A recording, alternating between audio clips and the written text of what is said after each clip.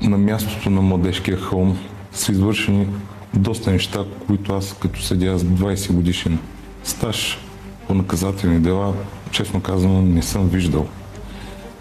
Едната група го е намерила първо и са започнали зверски побой над него. След като се присъединила и втората група, са започнали издевателства, които се изразяват в следното. Започнали са да го унижават на тема мъжко достоинство. Казали са, че ще го кастрират на място. Опитали се с запалка да горят едно от ушите му. След като черепа му е бил разбит, са използвали раната като пепелник и са си тръскали цигарите, а в последствие са ги гасили върху него. Следващите цигари са гасили върху дланите му.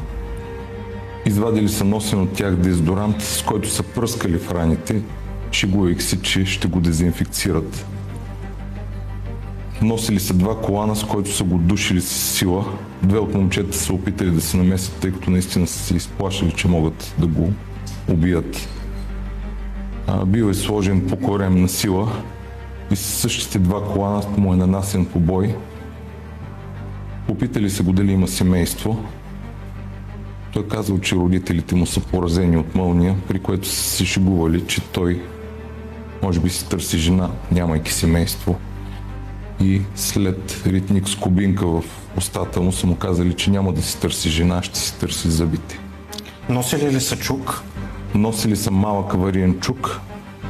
Когато са започнали да му преравят вещите, са открили, че той, понеже е беден човек, е имал стар модел телефон, подигравали са му се и за това и с този чук са му разбили телефона. Всичко това е било гарнирано от много заплювания.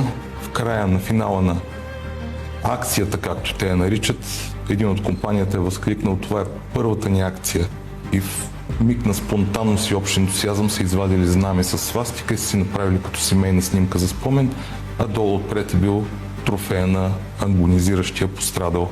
Има и други подробности.